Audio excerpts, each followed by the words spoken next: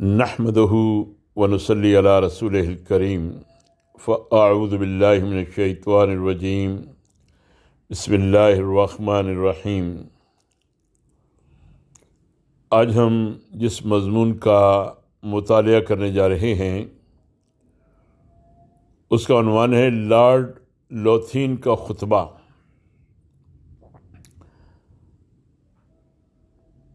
اس خطبے پر مولانا مودودی رحمۃ اللہ علیہ نے تبصرہ کیا ہے۔ مولانا لکھتے ہیں، جنوری کے آخری ہفتے میں علی گڑھ یونیورسٹی کا کانوکیشن یعنی جلسہ تقسیم اسناد کے موقع پر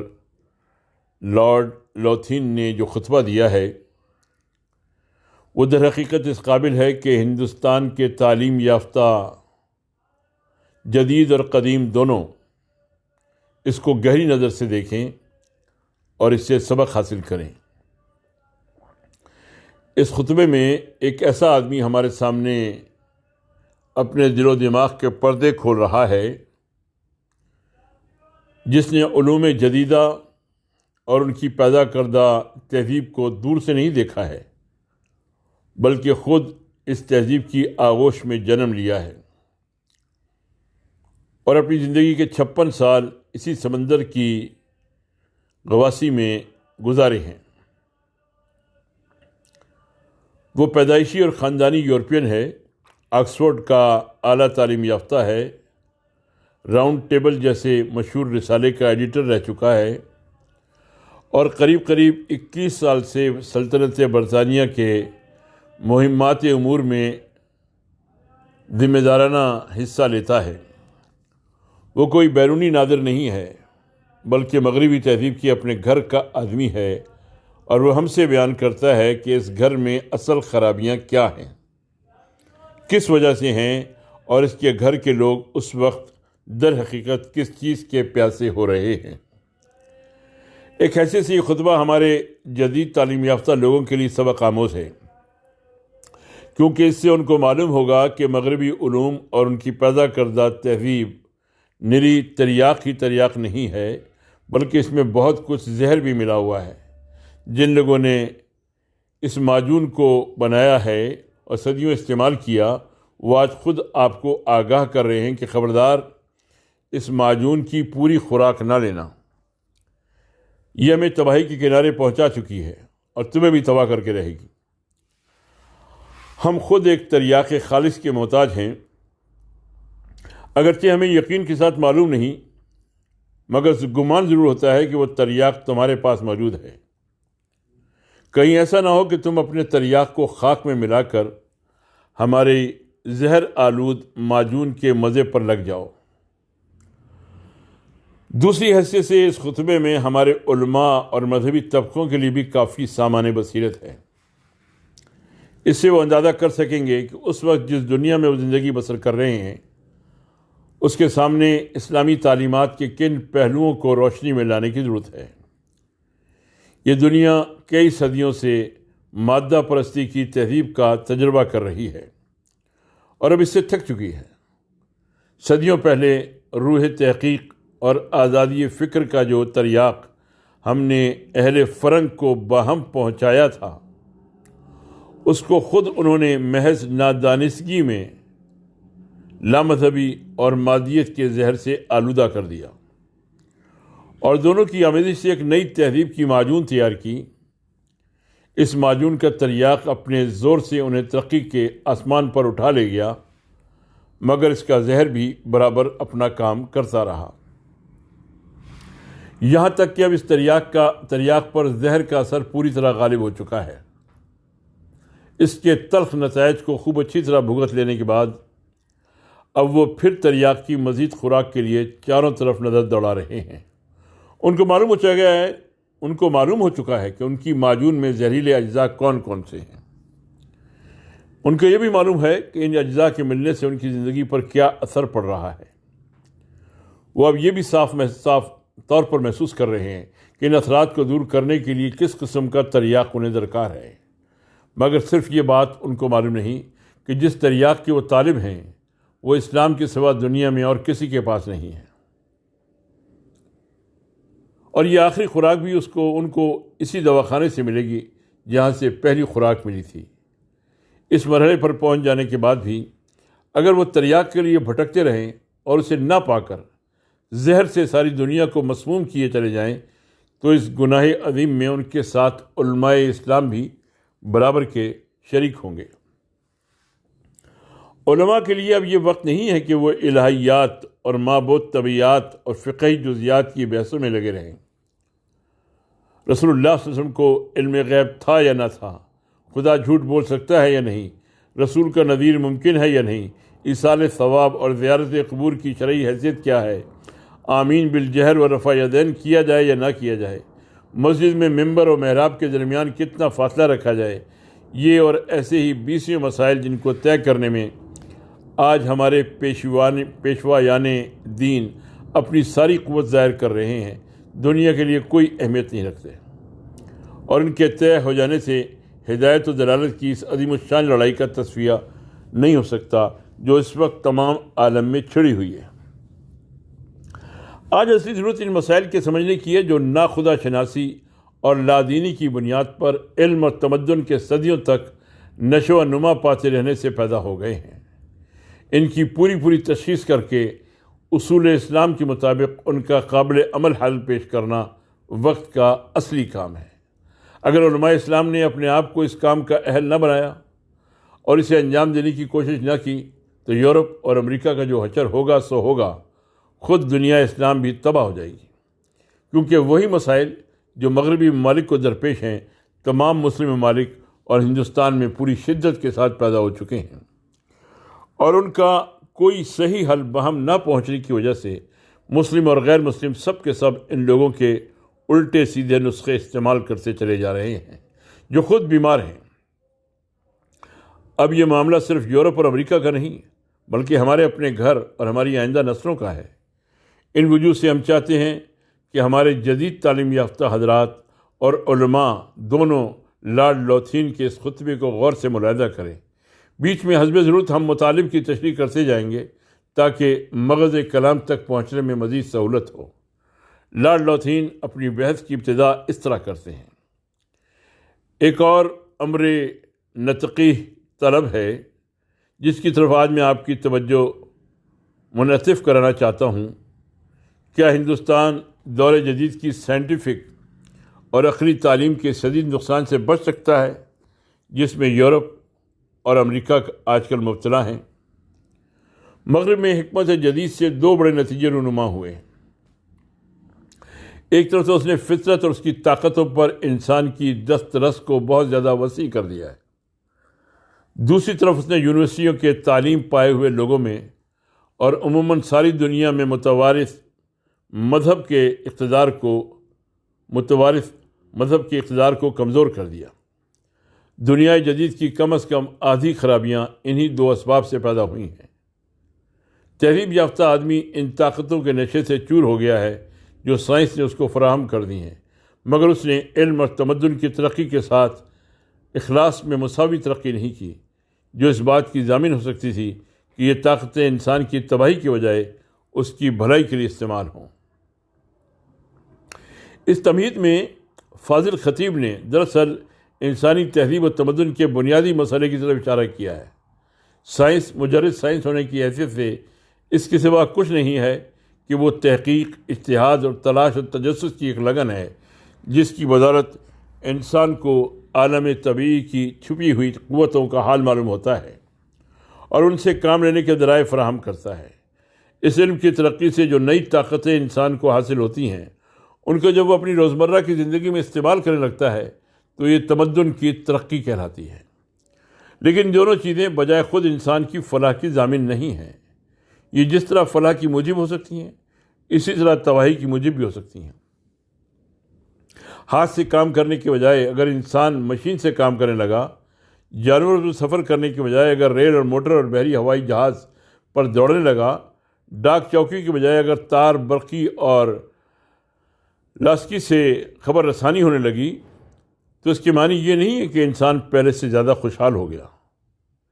ان چیزوں سے جس قدر اس کی خوشحالی بڑھ سکتی ہے،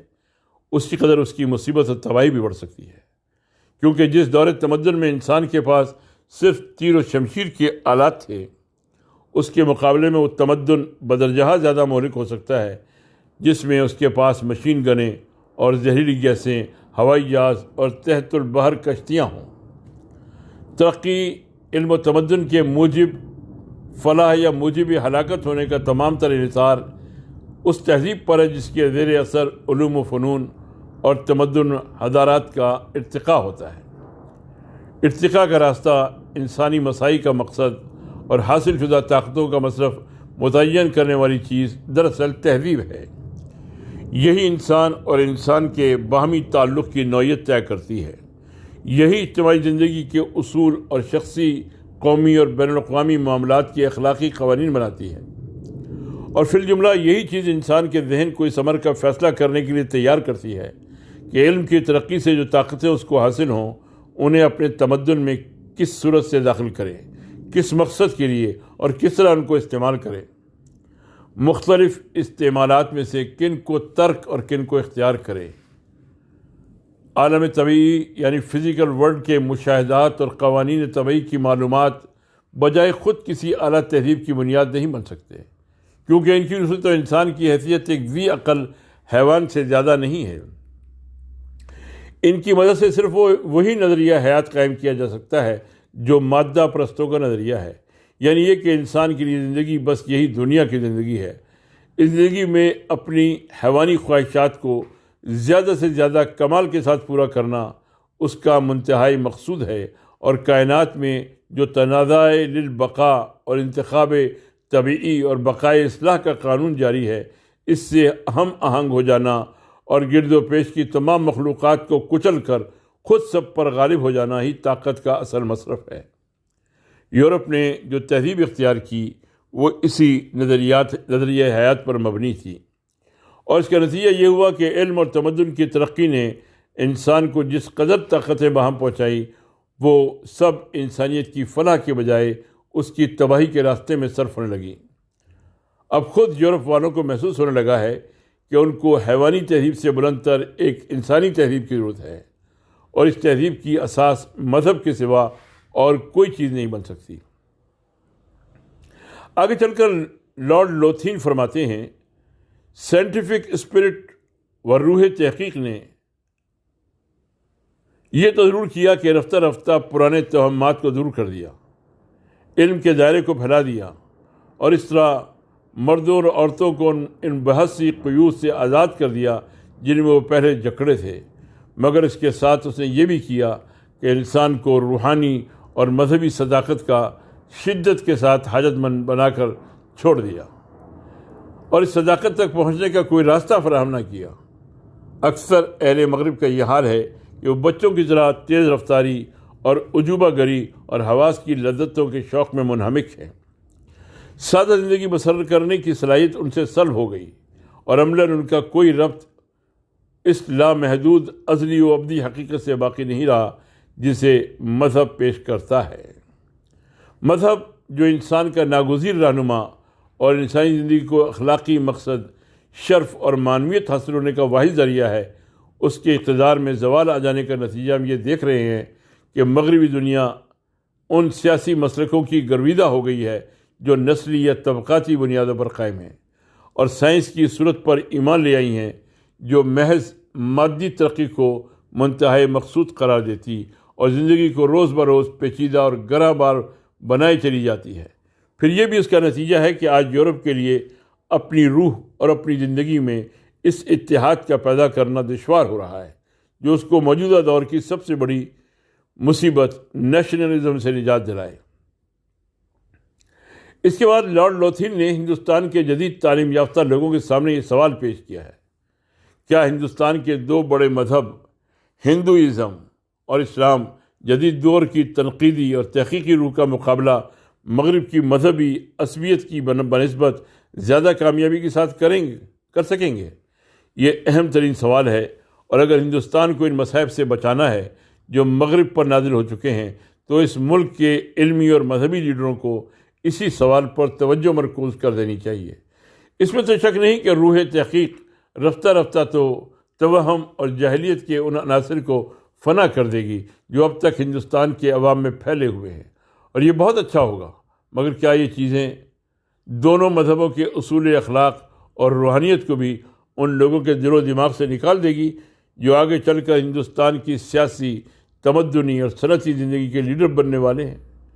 میں ہندوازم اور اسلام کی اندرونی زندگی سے واقفیت کا مدعی نہیں ہوں، مگر میں سمجھتا ہوں کہ یہ دونوں اپنی اپنی جگہ ایسے عناصر رکھتی ہیں جو ان میں سے ہر ایک کو یونیورسٹیوں میں تعلیم پانے والے مردوں اور عورتوں پر قابو رکھنے کے قابل بنا سکیں گے۔ عیسائیت تو اپنی بعض ایسی غلط اعتقادی بندشوں کی وجہ سے اس میں ناکام ہو چکی ہے، جنہوں نے اس مذہب کے جلیل القدر بانی کی پیش کردہ صداقتوں کو چھپا لیا۔ جیسا کہ لارڈ لوتھین نے خود اعتراف کیا ہے، حقیقتاً ان کو ہندوازم اور اسلام کے متعلق کچھ زیادہ معلومات نہیں ہیں۔ انہوں نے محض دور سے دیکھ کر چند چیزیں ہندو مذہب میں اور چند اسلام میں ایسی پائی ہیں جو ان کے نزدیک جدید تنقید و تحقیق کی روح کے مقابلے میں تعلیم یافتہ لوگوں کو اخلاق اور روحانیت کے بلند تر اصولوں پر قائم رکھنے میں کامیاب ہو سکتی ہیں۔ لیکن جو لوگ ان دونوں مذاہب بلکہ ہندوستان کے تمام مذاہب کا اندرونی علم رکھتے ہیں، ان سے یہ بات پوشیدہ نہیں ہے کہ روح تنقید و تحقیق کے مقابلے میں اگر کوئی مذہب ٹھہر سکتا ہے، بلکہ صحیح تر الفاظ میں اگر کوئی مذہب اس روح کے ساتھ اپنے پیرووں کو لے کر آگے بڑھ سکتا ہے اور ترقی اور روشنی کے دور میں پوری نوع انسانی کا مذہب بن سکتا ہے، تو وہ اسلام کے سوا اور کوئی نہیں ہے۔ مسیحیت کیوں ناکام ہوئی؟ صرف اس وجہ سے کہ وہ کوئی اجتماعی مسلک نہیں ہے، سوشل مسلک نہیں ہے، بلکہ اجتماعیت کی عین نفی ہے۔ اس کو صرف فرد کی نجات سے بحث ہے، اور اس کی نجات کا راستہ بھی اسے یہ تجویز کیا ہے کہ دنیا سے منہ موڑ کر اپنا رخ آسمانی بادشاہت کی طرف پھیر لے۔ یہی وجہ ہے کہ یورپ کی قوموں نے ترقی کے راستے پر قدم بڑھایا تو مسیحیت ان کی مددگار ہونے کے بجائے مزاحم ہوئی، اور انہیں اس کی بندشیں توڑ کر آگے بڑھنا پڑا۔ اسی سے ملتا جلتا حال ہندوازم کا بھی ہے۔ اس کے پاس بھی کوئی ترقی و پرور فلسفہ اور کوئی معقول قانون اخلاق اور کوئی وسعت پذیر نظام اجتماعی نہیں ہے۔ سب سے بڑی طاقت جس نے اب تک ہندوؤں کو ایک سوشل سسٹم میں باندھ رکھا ہے اور دوسری تہذیبوں کا اثر قبول کرنے سے روک رکھا ہے، وہ ان کا ورن آشرم ہے، کاسٹ سسٹم ہے۔ مگر موجودہ دور کی روح تنقید اور تحقیق کے سامنے اس بندھن کا ٹوٹنا یقینی ہے، اور یہ ٹوٹ کر رہے گا۔ اس کے بعد کوئی چیز ہندو سوسائٹی کو ٹوٹنے سے نہ بچا سکے گی، اور اس کے مقفل دروازے بیرونی اثرات کے لیے چوپٹ کھل جائیں گے۔ پھر ہم یہ بھی دیکھ رہے ہیں کہ ہندوؤں کے قدیم قوانین، معاشرت و تمدن اور ان کے پرانے بت پرستانہ توہمات اور ان کے غیر عقلی اور غیر علمی فلسفیانہ قیاسات دور جدید کی علمی ترقی اور اجتماعی بیداری کے سامنے نہیں ٹھہر سکتے۔ اب ہندو روز بروز ایک ایسے دوراہی کے قریب پہنچتے جا رہے ہیں جہاں ان کی اور بڑی حد تک تمام ہندوستان کی قسمت کا فیصلہ ہوگا۔ یا تو وہ اسلام کے خلاف اسی تعصب میں گرفتار رہیں گے جس میں یورپ کی نشاط جدیدہ کے موقع پر مسیحی اہل یورپ گرفتار تھے، اور اسی طرح اسلام سے منحرف ہو کر مادہ پرستانہ تہذیب کا راستہ اختیار کریں گے جس طرح اہل یورپ نے اختیار کی، یا پھر فوج در فوج اسلام میں داخل ہوتے چلے جائیں گے۔ اس فیصلے کا انحصار بڑی حد تک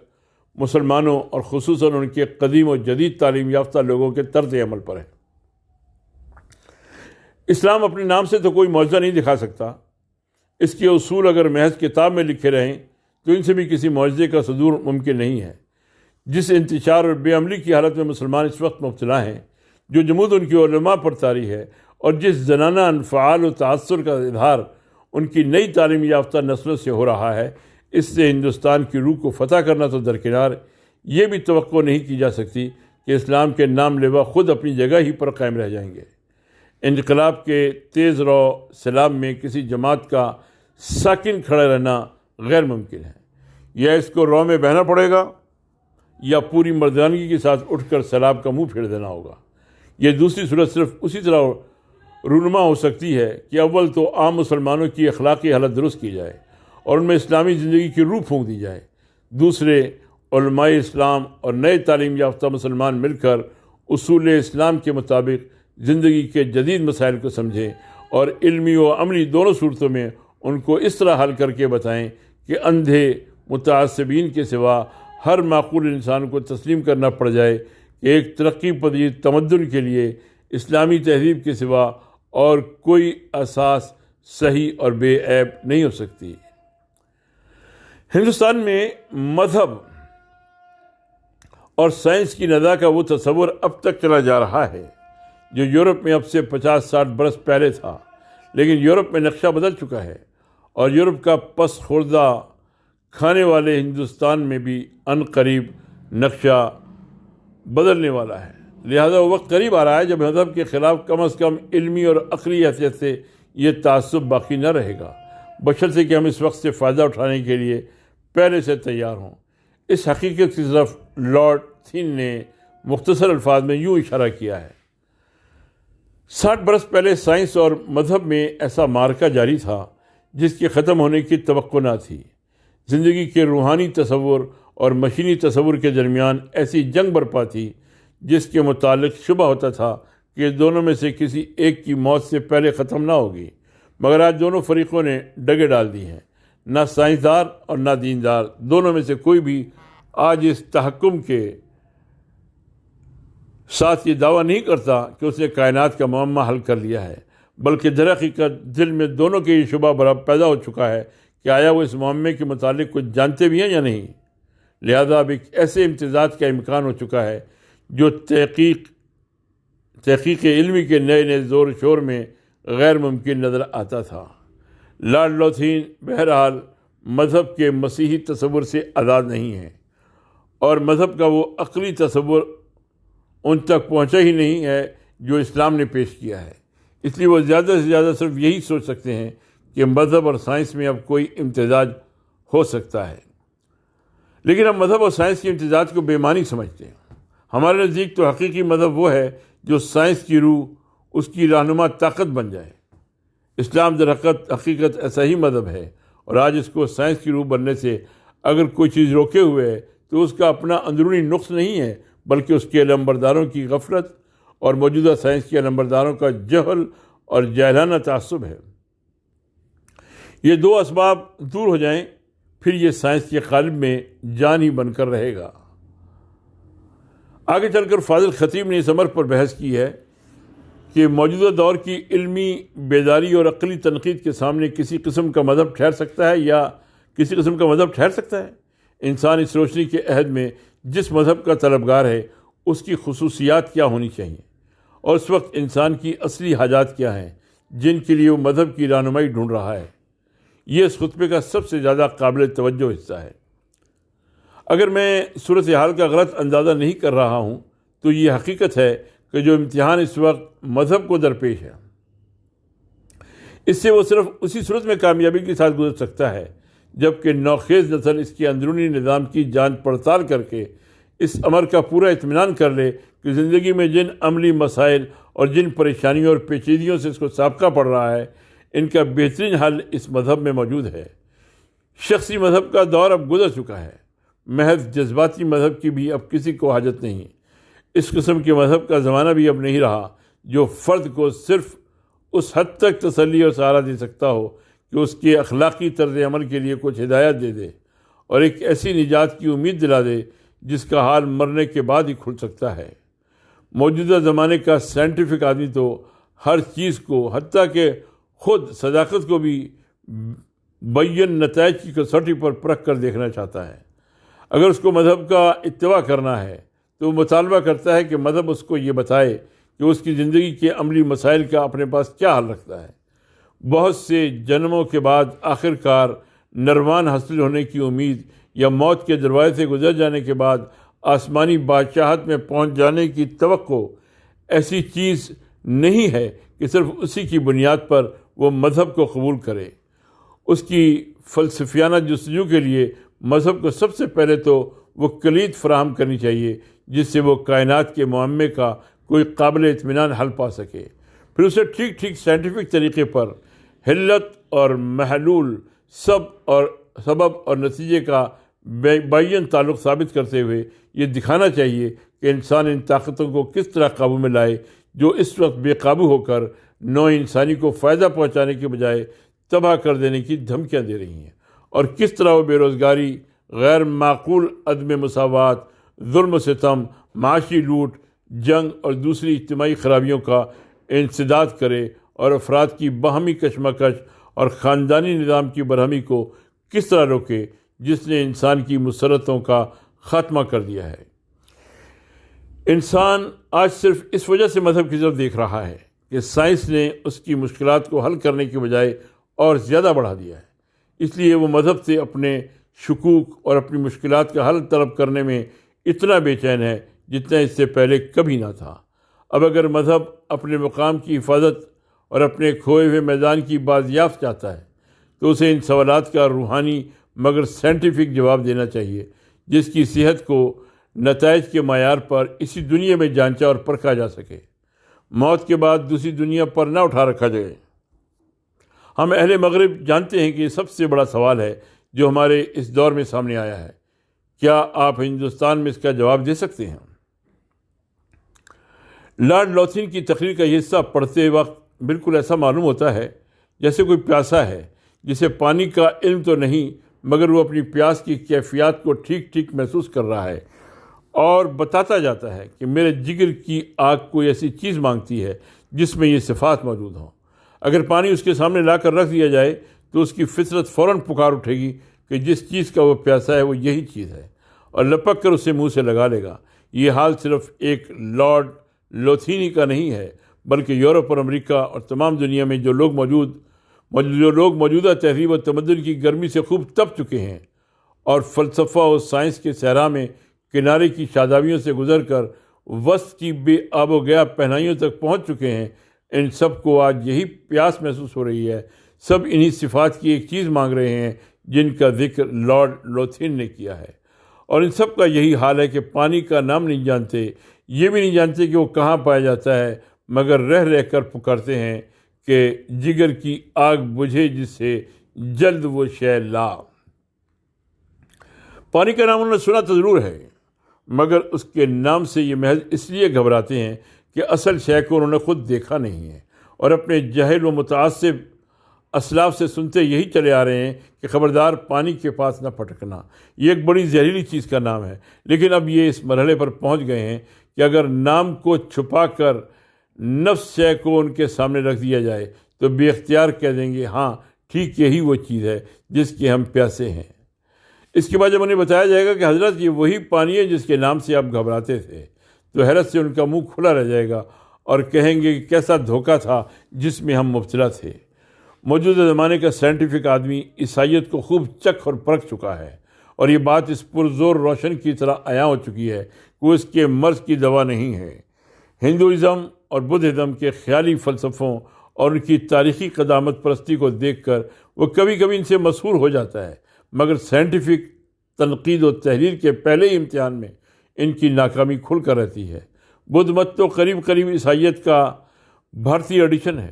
رہا ہندوازم تو خود ان مشکلات اور پیچیدگیوں کو پیدا کرتا ہے جن سے نکلنے ہی کے لیے موجودہ زمانے کا سائنٹیفک آدمی مذہب کی ضرورت محسوس کر رہا ہے۔ انسان اور انسان میں غیر معقول نامساوات سب سے زیادہ اسی کے دائرے میں پائی جاتی ہے۔ معاشی لوٹ کی سب سے بدتر صورت یعنی مہاجنی و سودخواری اس کے سسٹم کا ایک غیر منفک جز بن چکی ہے۔ جنگ کی اصلی وجہ یعنی انسان کی نسلی تقسیم اور نسلی منافرت اس کی عین اساس میں پیوست ہے۔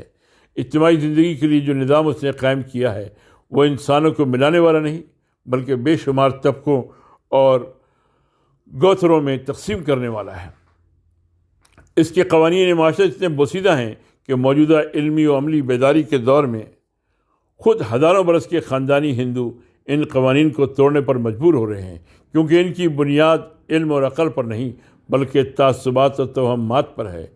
ان دنیاوی مسائل سے اوپر اخلاقیات اور الہیات کے دائرے میں وہ اس سے بھی زیادہ ناقص پایا جاتا ہے۔ کائنات کے معمے کو اطمینان بخش طریقے پر حل کرنے کے لیے اس کے پاس کوئی کلید نہیں۔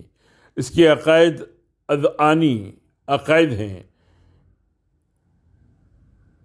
علمی یا عقلی ثبوت ان میں سے کسی چیز کا نہیں دیا جا سکتا۔ اخلاقیات میں وہ دل خوش کن مفروضات کا ایک طلسم ضرور بناتا ہے، جیسا کہ مثال کے طور پر ایک طلسم مہاتما گاندھی نے بنا رکھا ہے، مگر معقولات اور حکمت عملی سے اس کا دامن خالی ہے۔ موجودہ علمی بیداری کے دور میں اس کی ناکامی اگر کھلی نہیں تو عنقریب کھل جائے گی۔ اس کے بعد میدان میں صرف اسلام رہ جاتا ہے، اور وہی ان معیاروں میں سے ایک معیار پر پورا اترتا ہے جو آج کل سائنٹیفک آدمی اپنے مذہب مطلوبہ کے لیے پیش کر رہا ہے یا کر سکتا ہے۔ یہ بات کہ مذہب محض ایک شخصی معاملہ ہے اور محض انفرادی ضمیر ہی سے اس کا تعلق ہے، اب ایک فرسودہ بات ہو چکی ہے۔